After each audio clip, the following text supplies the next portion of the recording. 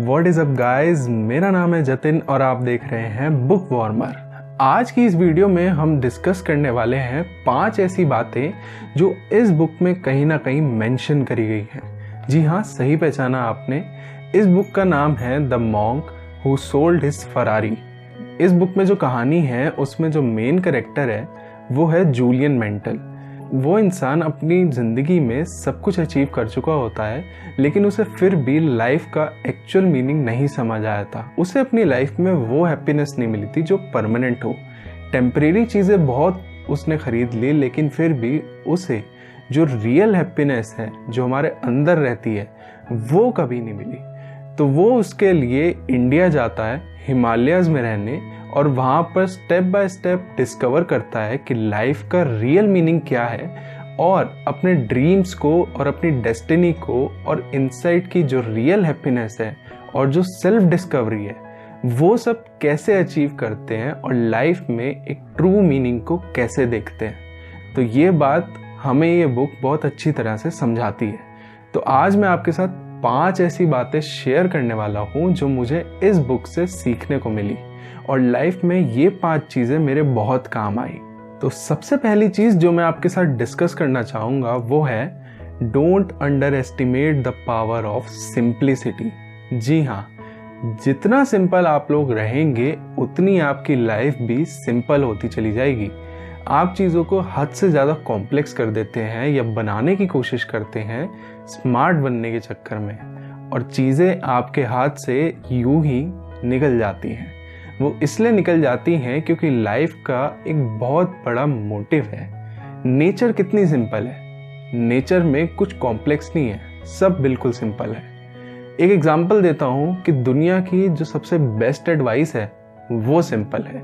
दुनिया में जो सबसे बेस्ट चीज़ बनी है वो भी सिंपल है। दुनिया में जो सबसे बेस्ट पर्सन रहा है वो भी सिंपल है। और यहाँ तक कि हमारे पीएम जो है मोदी जी, वो भी सिंपल है। इसलिए उनकी लाइफ काफ़ी सॉर्टेड है, और उनके पास अगर कोई प्रॉब्लम्स आती भी हैं तो वो इतनी जल्दी सॉल्व कर लेते हैं कि पता भी नहीं लगता।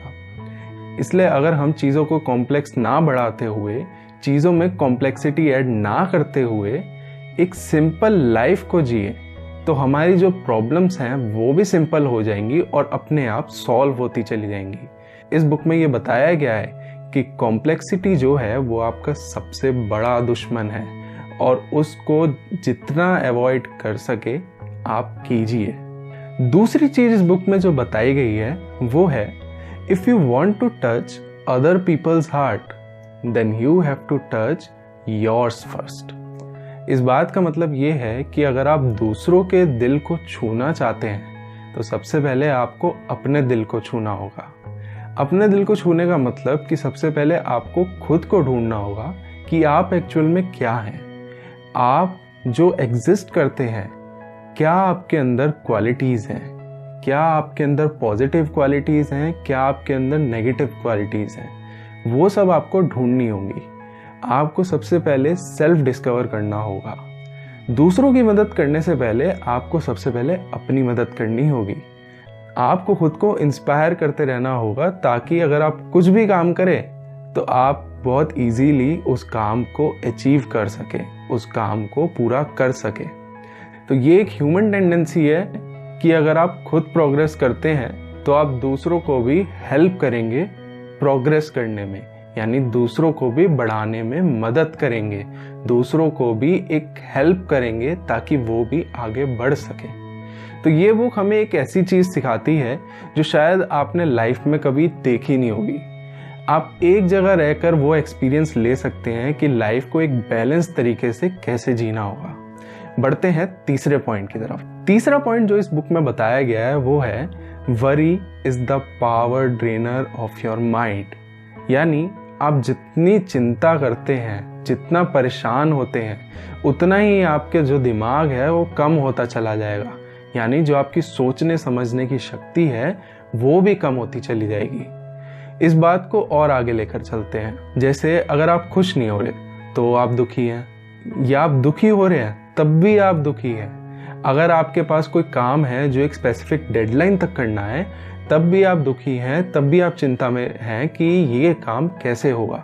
आप ये सोचने के बजाय कि ये काम किस तरीके से होगा, आप चिंता में ही डूबे हुए हैं कि ये काम कैसे होगा, और आप बैठे हुए हैं और टाइम को वेस्ट कर रहे हैं। एक बात जो ये बुक हमें सिखाती है वो है कि आपका जो माइंड है वो एक गार्डन की तरह है।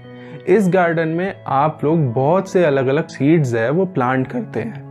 जैसे कुछ सीड्स हैं गुड थॉट्स के और कुछ सीड्स हैं बैड थॉट्स के। ये गुड थॉट्स और बैड थॉट्स कहाँ से आते हैं?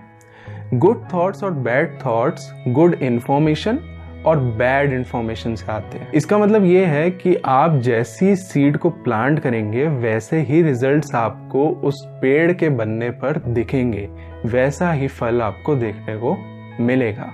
तो अगर आप गुड थॉट्स को प्लांट करते हैं तो अपने आप आपकी जो माइंडसेट है वो भी अच्छी होती चली जाएगी और आप चिंता कम करने लगेंगे। चौथा पॉइंट इस बुक में जो दिया गया है वो है empty your cup so that you can fill it with new ideas. इसका मतलब ये है कि आपके माइंड में जो प्रीफिल्ड नॉलेज है या प्रीफिल्ड थॉट्स पड़े हुए हैं, नई इंफॉर्मेशन को लेने के लिए आप नई इंफॉर्मेशन तब तक नहीं ले पाएंगे जब तक आप उस प्रीफिल्ड नॉलेज या थॉट्स को साइड में नहीं रखेंगे। यानी अगर आपको कुछ भी नया सीखना है, कुछ नया सोचना है, तो आपको उससे रिलेटेड या उस जैसी इंफॉर्मेशन से रिलेटेड अपना जो कप है, अपना जो माइंड है जिसमें थॉट्स भरे हुए हैं, उसको बिल्कुल खाली करना होगा। यानी आपको जीरो से सोचना पड़ेगा, तभी आप कुछ अच्छा सोच सकते हैं, अच्छा कुछ नया लर्न कर सकते हैं। ये मैंने भी अपनी ज़िंदगी में उतारा है, आप भी उतारिएगा। अपने माइंड को ग्रो करिएगा और नई चीज़ सीखने के बजाय अगर आप पुरानी चीज़ को और अच्छे से सीखें और उस पर हर दिन क्वेश्चन करते चले जाएं, तो आपकी नॉलेज इम्प्रूव होगी, आपके थॉट्स भी इम्प्रूव होंगे और नए आइडियाज़ के लिए आप नए नए डोर्स भी खोलेंगे। पांचवी और आखिरी चीज़ जो मैं आपके साथ डिस्कस करना चाहूँगा वो है Start to dream that you are bigger than your current circumstances। इसका मतलब ये है कि आप ऐसा सोचने लगे कि आप इतने बड़े हैं कि आपको जो अपनी करंट प्रॉब्लम्स हैं वो बहुत छोटी नजर आए। यानी आपके सामने जितनी भी प्रॉब्लम्स आ रही हैं, जितने भी सर्कमस्टेंसेस आ रहे हैं, वो आपके सामने बहुत छोटे हैं। आप उनसे कहीं ज़्यादा पावरफुल हो, कहीं ज़्यादा बड़े हो। अब ड्रीम करना ही या फिर सोचना ही उसके बारे में काफ़ी नहीं है, आपको सोचने के अलावा एक्शन भी लेना होगा। अगर आप सोचते हैं कि अगर आप किसी चीज़ पर काम कर रहे हैं और उसमें कुछ परेशानी आ गई, तो आप बैठकर सिर्फ सोचने मत लग जाइएगा कि मैं इससे बड़ा हूँ, मैं इससे बड़ा हूँ, मैं इससे बड़ा हूँ, कुछ नहीं होगा, कुछ नहीं होगा। नहीं, इसमें आपको उसके बारे में सोचना भी है और उसके रिगार्डिंग एक एक्शन लेना भी है, ताकि वो सही में प्रॉब्लम्स छोटी हो जाए और सॉल्व हो जाए। अगर आप एक्शन लेते हैं कुछ ऐसा और वो चीज़ सक्सेसफुल हो जाती है, तो फेलियर की जो प्रोबेबिलिटी है वहाँ पर वो बहुत कम हो जाती है, यानी फेलियर इम्पॉसिबल हो जाता है। आपको ऐसे एक्ट करना है जैसे आपके पास बहुत ज़्यादा अनलिमिटेड पावर है, आप सबसे ज़्यादा पावरफुल हैं और आप ही सबसे ज़्यादा स्ट्रॉन्ग हैं। आपके सामने कोई भी सर्कमस्टेंसेस टिक नहीं सकती जब तक आप जिंदा हो। तो आपको अगर बहुत सी ऐसी बातें सीखनी हो तो आप इस बुक को खरीद सकते हैं, लिंक मैंने डिस्क्रिप्शन में दे दिया है। आप इस वीडियो को लाइक कर सकते हैं, नीचे कमेंट करके बता सकते हैं अगर आपको ये वीडियो हेल्पफुल लगे। चैनल को सब्सक्राइब कर सकते हैं क्योंकि मैं रोज़ाना आपके लिए ऐसी ही वीडियोस लेकर आता रहता हूँ। अपने दोस्तों के साथ शेयर कर सकते हैं अगर आपको लगता है कि ये वीडियो आपके लिए हेल्पफुल रही। Till then, take care guys, I wish you all the very best.